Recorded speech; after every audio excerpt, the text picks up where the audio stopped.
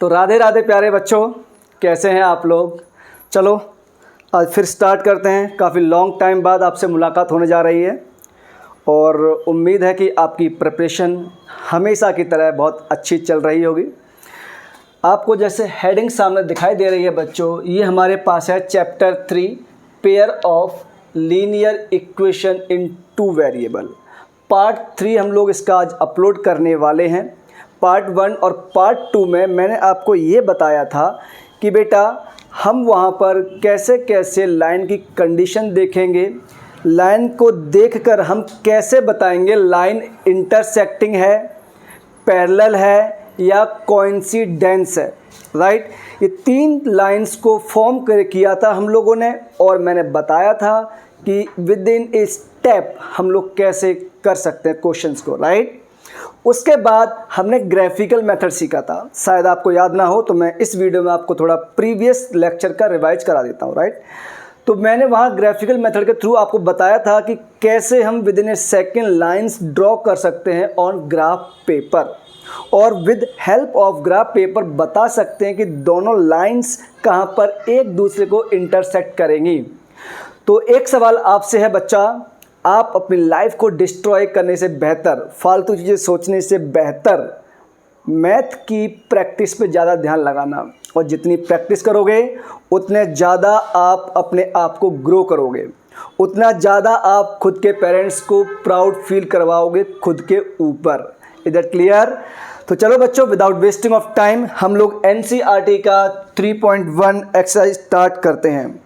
तो जैसा कि मैं क्वेश्चन पढ़ रहा हूँ, मेरे पास भैया डिजिटल हूँ मैं तो आजकल, तो बुक डाउनलोड है ऑलरेडी, ठीक है। आप लोग अपनी बुक एनसीईआरटी सामने खोलो, उसका क्वेश्चन नंबर 3.1 का फर्स्ट पार्ट ध्यान से पढ़ो।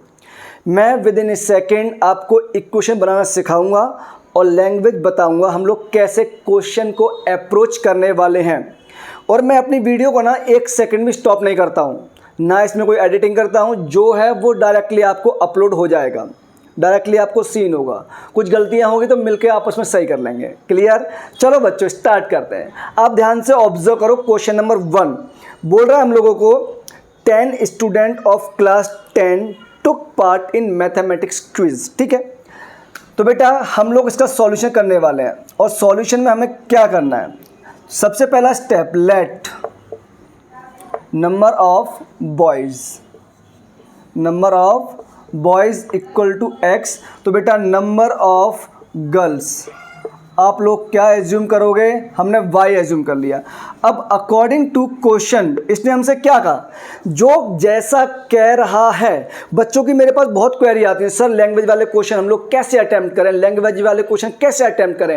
अरे भैया ईबीएस सर है ना आपके, इंजीनियर भरत सिंह सर, वहाँ आओ, वीडियो देखो, कॉन्सेप्ट पढ़ो, 2 सेकंड में आंसर पाओ।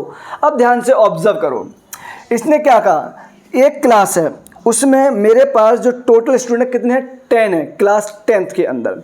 तो बेटा एक बात बताओ, 10th क्लास में ऐसा तो ज़रूरी नहीं है सारे बॉयज़ होंगे या सारे गर्ल्स होंगे।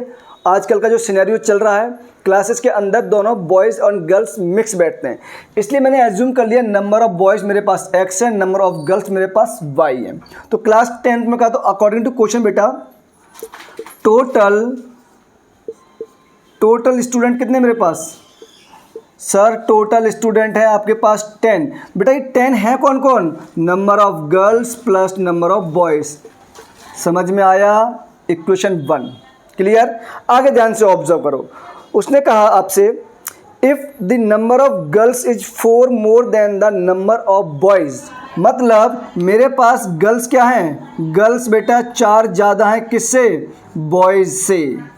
समझ गए ना, कितनी ज़्यादा है, 4 मोर है। तो इसको आप ऐसे मत लिखो, ऐसे लिखो, बॉयज़ पहले लिखो एंड नंबर ऑफ़ एक्स्ट्रा कितने हैं, 4 ज़्यादा हैं, ठीक है। अगर आप उसको रीअरेंज करते हो बेटा तो क्या हो जाएगा, y minus x equal to 4, equation number 2।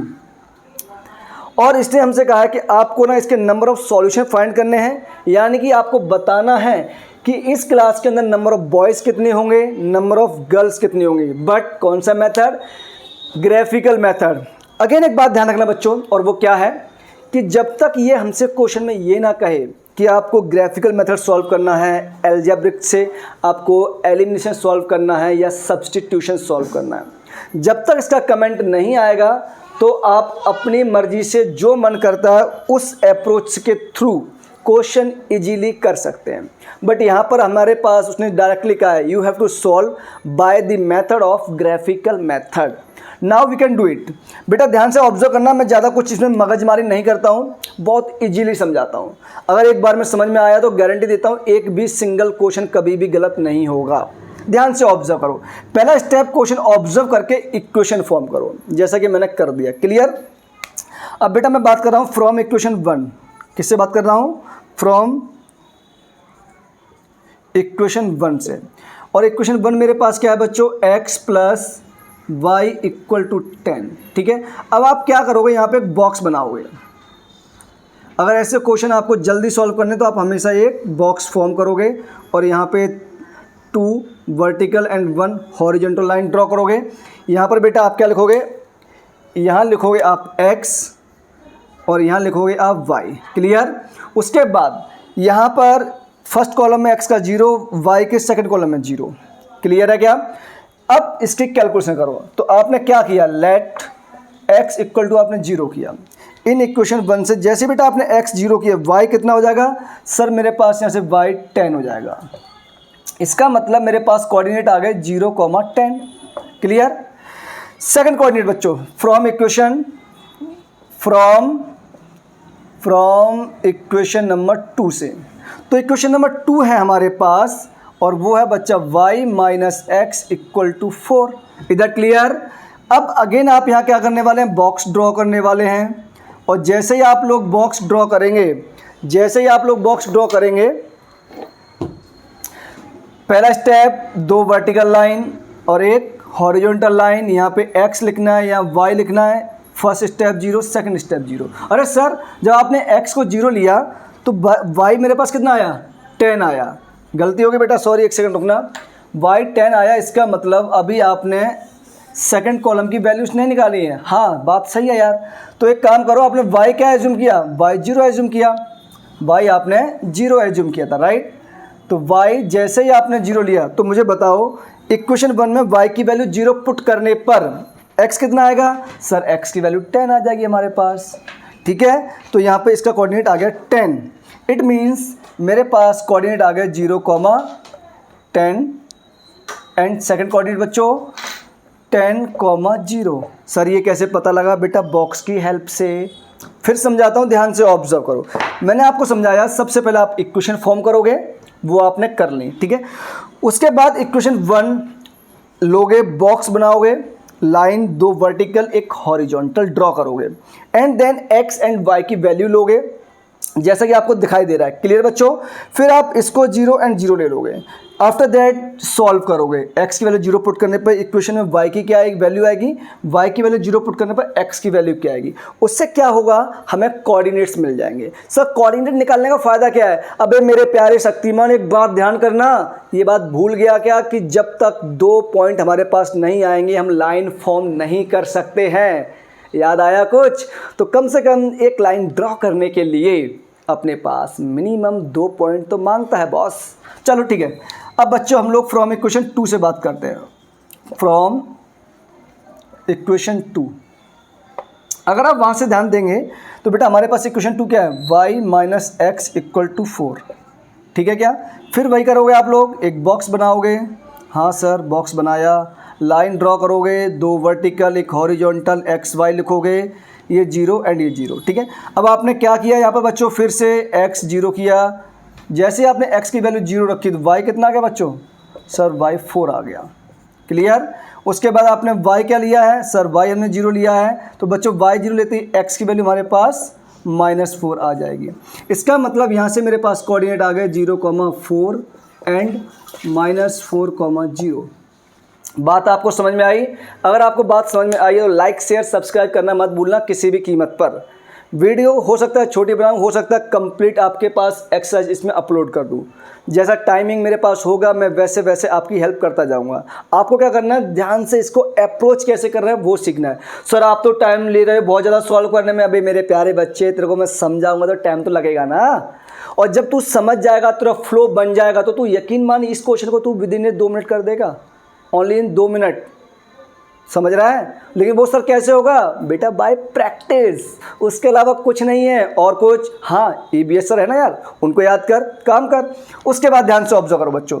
इसका मतलब मेरे पास लाइन 1 के कोऑर्डिनेट आ गए 0,10, 10,0 एंड 0,4, 4,-4,0। ठीक है, अब आप क्या करोगे, यहाँ से ग्राफ बनाओगे।